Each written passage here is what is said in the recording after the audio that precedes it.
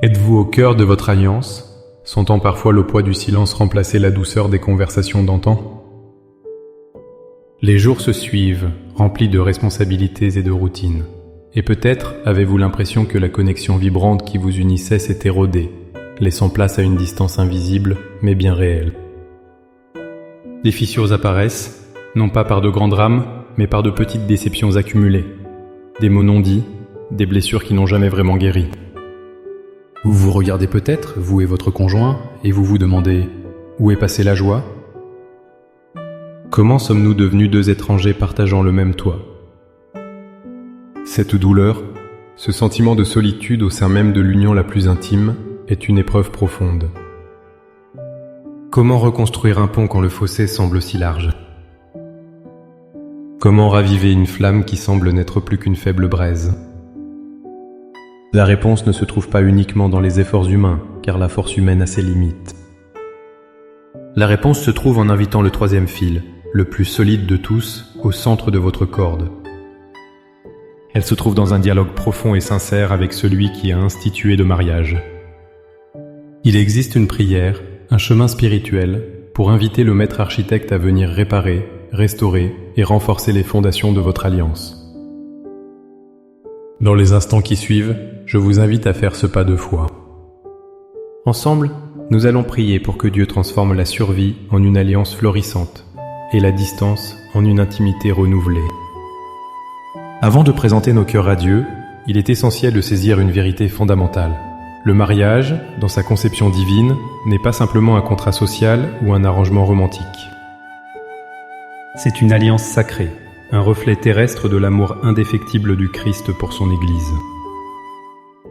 Votre mariage n'est pas votre projet personnel, c'est une œuvre que Dieu lui-même a initiée et scellée.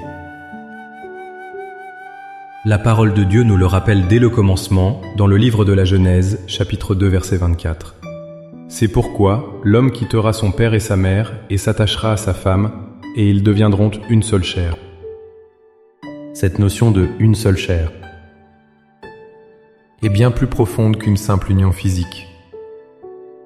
C'est une fusion des âmes, des esprits, des volontés et des destinées. C'est le plan originel de Dieu, un plan d'unité parfaite et d'intimité sans faille. Jésus lui-même a réaffirmé la sainteté de cette alliance de manière puissante. Dans l'évangile de Marc, chapitre 10, verset 9, il déclare « Que l'homme donc ne sépare pas ce que Dieu a uni ». Remarquez bien ces mots, ce que Dieu a uni. Votre union n'est pas le fruit du hasard.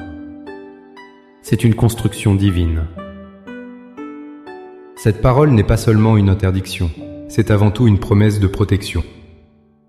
Ce que Dieu a scellé, il a aussi le pouvoir de le garder, de le guérir et de le protéger contre toutes les forces qui cherchent à le diviser.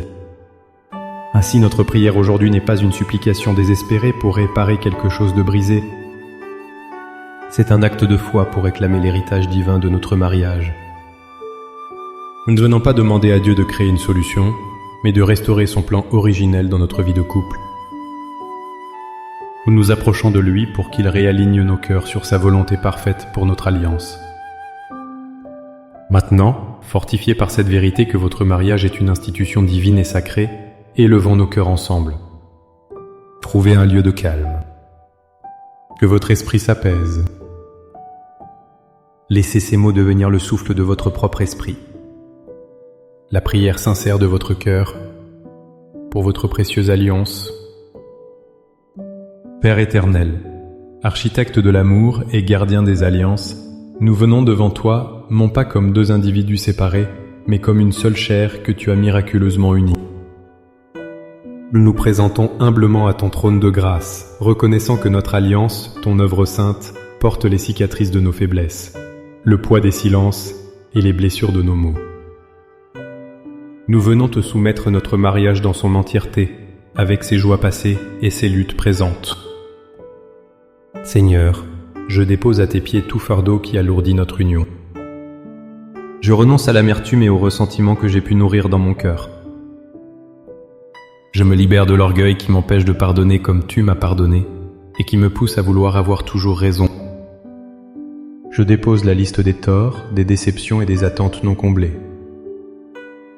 Je te remets notre passé, nos erreurs et nos échecs, et je choisis de ne plus les laisser définir notre avenir. Purifie mon cœur, Seigneur, de tout ce qui fait obstacle à ton amour. Père, au nom de Jésus, nous proclamons que notre mariage est ton œuvre, et ce que tu as uni, nul ne peut le séparer. Nous dressons un bouclier de foi autour de notre alliance, et nous te demandons de la protéger de toute force extérieure et de toute faiblesse intérieure qui cherche à la détruire. Garde-nous des tentations, de l'influence du monde et des murmures de l'ennemi. Nous proclamons que nous sommes une seule chair, selon ta parole.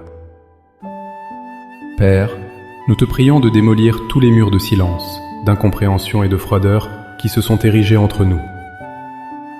Rétablis entre nous une communication empreinte de grâce, de vérité et d'amour. Redonne-nous la capacité de nous écouter vraiment, de nous comprendre et de nous soutenir.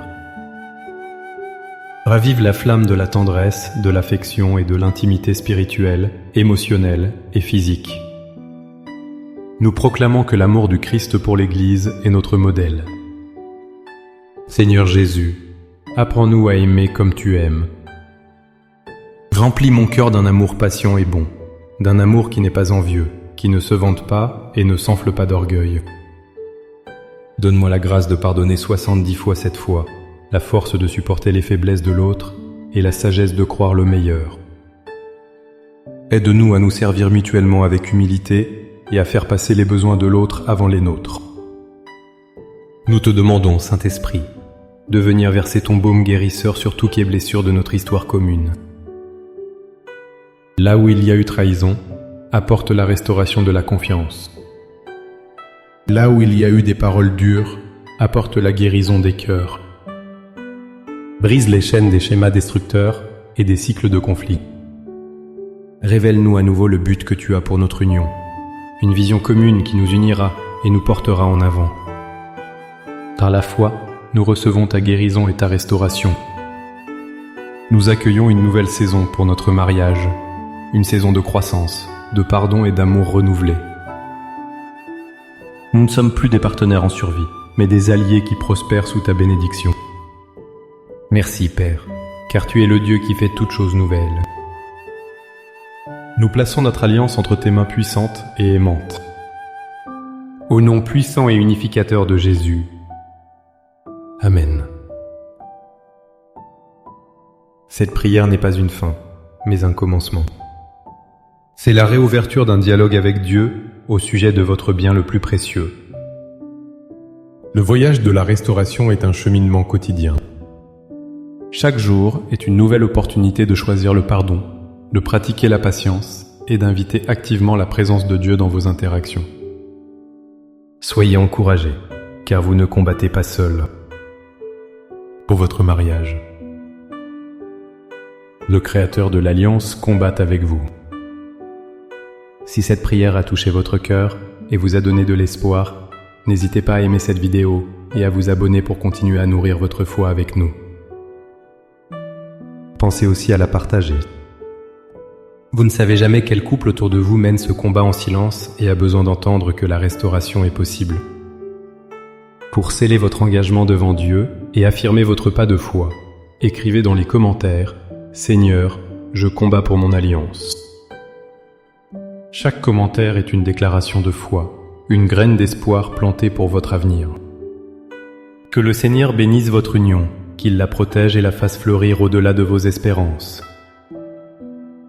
Soyez bénis.